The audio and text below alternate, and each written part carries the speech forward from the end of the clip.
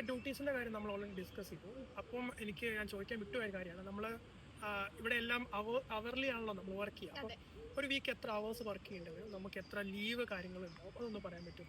നമുക്ക് daily 6 hours work ചെയ്യാൻ പാടുള്ളൂ എന്നാണ് നമ്മുടെ കോൺട്രാക്റ്റിലുള്ളത്.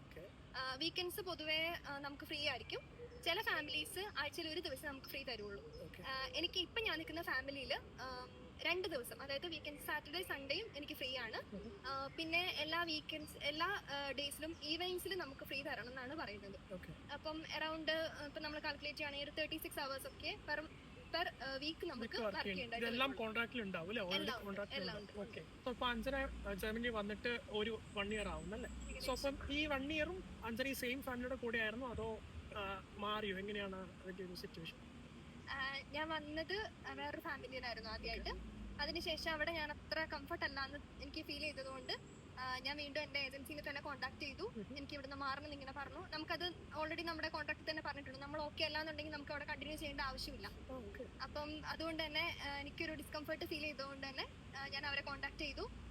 അതിനുശേഷം ഞാൻ ഇപ്പൊ താമസിക്കുന്ന വീട്ടിലേക്ക് മാറുകയാണ് ചെയ്തത്.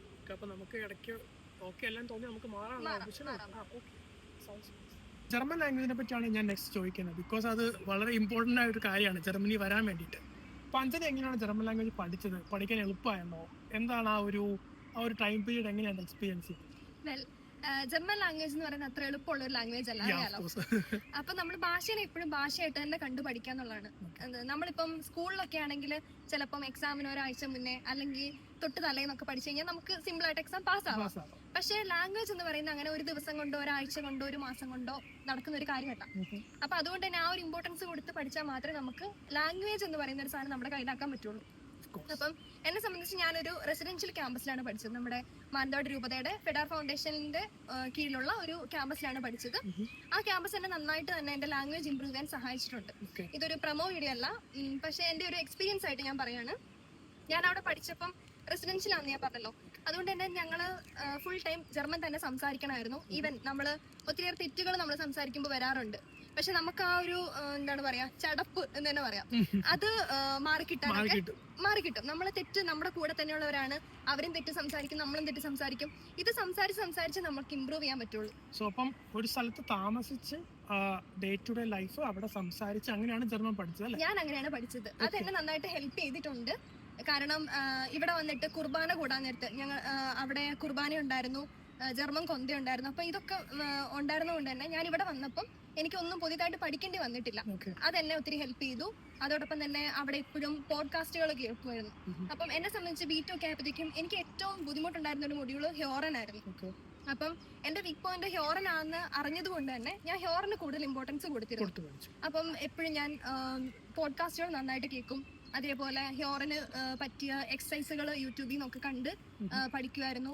പിന്നെ ഈ പറഞ്ഞ പോലെ സംസാരിക്കുമായിരുന്നു. അത് ഒരു പരിധി വരെ നമ്മൾ തെറ്റുകൾ കൂടാണ്ട് സംസാരിക്കാനുള്ള പേടിയും മാറിക്കിട്ടാൻ തന്നെ സഹായിച്ചിട്ടുണ്ട്. ഒരു കാര്യം ഞാൻ ഇവിടെ മെൻഷൻ ചെയ്യുന്നത്, ഇപ്പൊ നമ്മൾ നാട്ടിലൊക്കെ പഠിക്കും, ഇപ്പൊ ഞാനും നാട്ടിൽ നിന്ന് പഠിച്ചതാണ്, നമ്മൾ ബുക്കിൽ നിന്ന് പഠിക്കുന്ന ഒരു ജർമ്മൻ അല്ല നമ്മളിവിടെ കേൾക്കുന്നത്. അപ്പൊ അത് ഭയങ്കര ഡിഫറെന്റ് ആണ്. അപ്പൊ അതെങ്ങനെയുണ്ടായിരുന്നു? ഭയങ്കര ഡിഫറെന്റ് അല്ലായിരുന്നു? തീർച്ചയായിട്ടും ഭയങ്കര ഡിഫറെന്റ് ആണ്. നമ്മളിപ്പോ ഞാൻ പറഞ്ഞല്ലോ, B2 നമ്മൾ നാട്ടിൽ നിന്ന് കഴിഞ്ഞിട്ട് വന്നു എന്ന് പറഞ്ഞാൽ പോലും നമ്മളിവിടെ വന്ന് ജർമ്മൻ നേറ്റീവ്സിനോട് സംസാരിക്കുമ്പോഴാണ് ശരിക്കും പറഞ്ഞാൽ നമ്മുടെ ലാംഗ്വേജ് ഒന്നും അല്ലാന്ന് നമുക്ക് മനസ്സിലാവുന്നത്. ഈവൻ നമ്മൾ ഔപ്പേറായിട്ട് വരുമ്പോൾ പോലും നമ്മൾ ഇടപെടുന്ന കുട്ടികളോടും അവരുടെ പാരന്റ്സിനോടുമാണ്. അപ്പോൾ ആ ഒരു സമയത്ത് എന്ന് വെച്ചിട്ടുണ്ടെങ്കിൽ നമുക്ക് നന്നായിട്ട് ലാംഗ്വേജ് അറിയണം. അവർക്കറിയാം നമ്മൾ പെർഫെക്റ്റ് ആയിട്ടല്ല സംസാരിക്കുന്നതെന്ന്. അപ്പം നമ്മൾ അങ്ങോട്ടേക്ക് ഇനീഷ്യേറ്റീവ് എടുത്ത് സംസാരിച്ചാൽ മാത്രമേ ഈ ഭാഷയെ നമുക്ക് ഉപയോഗിച്ച് പഠിച്ചാൽ മാത്രമേ ഇമ്പ്രൂവ് ചെയ്യാനായിട്ട് പറ്റുള്ളൂ. പറഞ്ഞത് എനിക്ക് വളരെ എക്സ്പീരിയൻസ് ആയിട്ടുള്ള കാര്യമാണ്. ഇപ്പം നമ്മൾ പഠിച്ചു എന്ന് പറഞ്ഞതുകൊണ്ട് കാര്യമില്ല, ഇവിടെ വന്നിട്ട് നമ്മൾ സംസാരിക്കുന്നില്ലെങ്കിൽ അത് ഭയങ്കര മോശമാണ്. നമ്മളത് ഇമ്പ്രൂവ് ചെയ്യുകയോ ഇല്ല.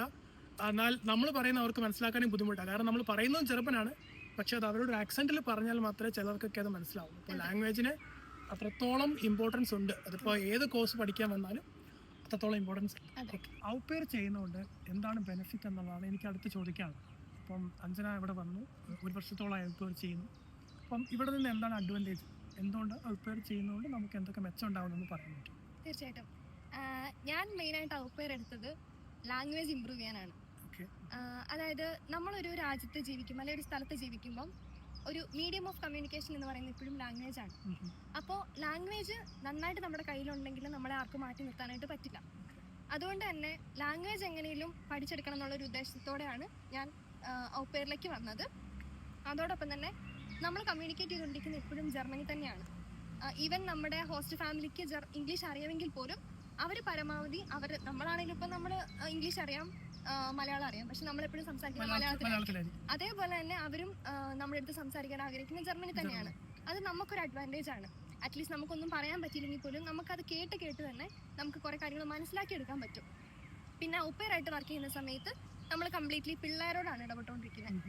അപ്പം ജർമ്മൻ പഠിക്കാൻ ഏറ്റവും എളുപ്പം പിള്ളേരെടുത്താണ്. കാരണം നമ്മൾ അവരുടെ കുഞ്ഞു ബുക്കുകൾ വായിക്കും, അത് സിമ്പിൾ ലാംഗ്വേജിലായിരിക്കും. അപ്പം അതും എന്നെ സഹായിച്ചിട്ടുണ്ട്.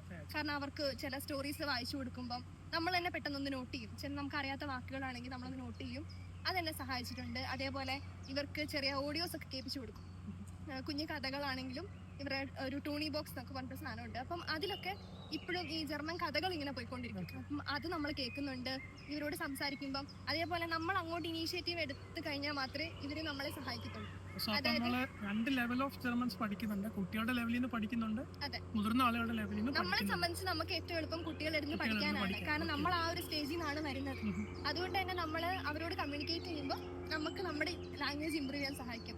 അപ്പം എനിക്കിപ്പം എൻ്റെ ഒരു പേഴ്സണൽ എക്സ്പീരിയൻസ് വെച്ചിട്ടുണ്ടെങ്കിൽ ഞാൻ പിള്ളേരോട് പറയാറുണ്ട്, ഞാൻ തെറ്റ് പറയും, എനിക്ക് പറഞ്ഞു തരണം. അപ്പം പിള്ളേരുടെ കാര്യം അറിയാലോ, അവർക്ക് ഭയങ്കര ക്യൂരിയസ് ആയിരിക്കും. എന്തെങ്കിലും ഒരു സാധനം തെറ്റ് കണ്ടു, അപ്പം ഇവള് തെറ്റാണല്ലോ പറഞ്ഞു, അപ്പൊ അത് പറഞ്ഞു കൊടുക്കാന്നുള്ള. അതുകൊണ്ട് തന്നെ ഇപ്പൊ ഞാനൊരു തെറ്റ് പറഞ്ഞു കഴിഞ്ഞാൽ വേഗം പിള്ളേര് ചാടിക്കറി പറയും, നീ പറഞ്ഞ തെറ്റാണ്, ഇങ്ങനെയാണെന്ന് പറഞ്ഞാൽ അവർ നമുക്ക് കറക്റ്റ് ചെയ്തു. അപ്പം അതെനിക്കൊരു അഡ്വാൻറ്റേജ് ആയിട്ട് തോന്നിയിട്ടുണ്ട്. മെൻഷൻ ചെയ്തു ജർമ്മനി തന്നെയാണ് കണ്ടിന്യൂ ചെയ്യാൻ പോകുന്നത് അല്ലേ? അപ്പം ഔപെയറിന് ശേഷം എന്താണ് ചെയ്യാൻ പോകുന്ന അടുത്ത പരിപാടി? ഞാൻ ഹൗസ് ബിൽഡിംഗ് ചെയ്യാനാണ് വിചാരിക്കുന്നത്. ഹൗസ് ബിൽഡിംഗ് എന്ന് പറയുന്ന ഒരു 3 year പ്രോഗ്രാം ആണ്. ഒരു പ്രൊഫഷണൽ ഡിഗ്രി നമ്മൾ ചെയ്യുന്ന പോലെ നാട്ടില്. അപ്പം ഞാൻ ചെയ്യുന്നത് നേഴ്സിംഗ് ഹൗസ് ബിൽഡിംഗ് ആണ്. നെക്സ്റ്റ് ചെയ്യാൻ പോകുന്നത്. അപ്പം ആപ്ലിക്കേഷൻ ഒക്കെ ഹോസ്പിറ്റൽ ഹെൽപ്പ് ചെയ്തോ, എങ്ങനെയാണ്? അതെ, എന്റെ എല്ലാ കാര്യങ്ങളിലും അവരെല്ലാം നന്നായിട്ട് ഹെൽപ്പ് ചെയ്യുന്നുണ്ട്. ഈ പറഞ്ഞ പോലെ തന്നെ ആപ്ലിക്കേഷൻ കൊടുക്കാന്, ഷൂളകൾ കണ്ടുപിടിക്കാൻ, അതായത് നമ്മുടെ നേഴ്സിംഗ് സ്കൂളുകൾ അതിനൊക്കെ എന്നെ അവർ സഹായിച്ചിട്ടുണ്ട്. അപ്പം അവരുടെ ഒരു സപ്പോർട്ട് നന്നായിട്ട് ഉണ്ട്. അപ്പൊ ഞാൻ ഈ ഒക്ടോബർ ആകുമ്പോഴത്തേക്കും എന്റെ സ്റ്റഡീസ് സ്റ്റാർട്ട് ചെയ്യാൻ വേണ്ടി all the best for that. അപ്പം ഇനി ഔപെയർ ചെയ്യാൻ വേണ്ടിയിട്ട് ജർമ്മനിയിൽ വരാൻ ആഗ്രഹിക്കുന്നവർക്ക് വേണ്ടി എന്താണ് അതിനുള്ള സജഷൻസ് കൊടുക്കാനുള്ളത്? അങ്ങനെ സജഷൻസ് എന്ന് പറയാൻ എൻ്റെ ഒരു എക്സ്പീരിയൻസ് എന്ന് പറയുകയാണെങ്കിൽ നമ്മളെപ്പോഴും ജർമ്മൻ ഫാമിലിനെ തന്നെ ചൂസ് ചെയ്യാം. അതാകുമ്പോൾ നമുക്ക് ഭാഷ ഇമ്പ്രൂവ് ചെയ്യാൻ ഒരു ഓപ്പർച്യൂണിറ്റി ആണ്. ഈ പറഞ്ഞ പോലെ ഒത്തിരി ഹൗസ് ലാൻഡേഴ്സ്, അതായത് പുറത്തുനിന്ന് വന്ന ഒത്തിരിയേറെ രാജ്യക്കാരും ഇതേപോലെ ഔപേഴ്സിനെ ആവശ്യപ്പെടുന്നവരുണ്ട്. അപ്പം നമ്മൾ ചൂസ് ചെയ്യുമ്പോൾ നമ്മുടെ ലക്ഷ്യം എന്ന് പറഞ്ഞാൽ ലാംഗ്വേജ് ഇമ്പ്രൂവ് ചെയ്യാനാണല്ലോ. അതുകൊണ്ട് തന്നെ ജർമ്മൻ ഫാമിലീസ് നോക്കിയിട്ട് അവിടെ പോയി ഔപെയറായിട്ട് നിൽക്കുക എന്നുള്ളതാണ്. അതേപോലെ തന്നെ നാട്ടിൽ നിന്ന് വരുന്നവരാണെങ്കിൽ ഇപ്പം ഏജൻസി പറയും A1 മതി, അല്ലെങ്കിൽ ഇതിന്റെ കോൺട്രാക്ട് പറയും A2 മതി എന്ന് പറയും. പക്ഷെ നമ്മുടെയാണ് ആവശ്യം. അതുകൊണ്ട് തന്നെ B2 വരെ പഠിച്ചിട്ട്, ഈവൻ എക്സാം പാസ് ആയില്ലെങ്കിൽ പോലും B2 വരെയെങ്കിലും പഠിക്കുക എന്നുള്ളതാണ്. ആ ലെവലിൽ സംസാരിക്കാനുള്ള ഒരു എബിലിറ്റി കിട്ടിയിട്ട് ശേഷം അപ്ലൈ ചെയ്യാന്നുള്ളതായിരിക്കും വരാൻ ശ്രമിക്കുക. അതാണ് ഇവിടെ വന്നു കഴിയുമ്പോൾ നമുക്കത് മനസ്സിലാവും. ആ ബുദ്ധിമുട്ട് ഉണ്ടാവാതിരിക്കാനാണ് B2 വരെ കഴിഞ്ഞിട്ട് വരിക എന്നുള്ളത്. അപ്പം താങ്ക് യു സോ മച്ച്. ഞങ്ങളുടെ കൂടെ ഇത്ര സമയം സ്പെൻഡ് ചെയ്തതിന് ഒരുപാട് ഡീറ്റെയിൽസ് ഞങ്ങൾക്ക് തന്നു. അപ്പം ഇനി ഹൗസ് ബിൽഡിംഗ് ആണ് ചെയ്യാൻ പോകുന്നത്. അപ്പം all the best for that. Thank you. ഇതുപോലുള്ള കൂടുതൽ വീഡിയോസിനായി സബ്സ്ക്രൈബ് ടു അവക്കാഡോ സ്റ്റോറീസ്. ചാവ്.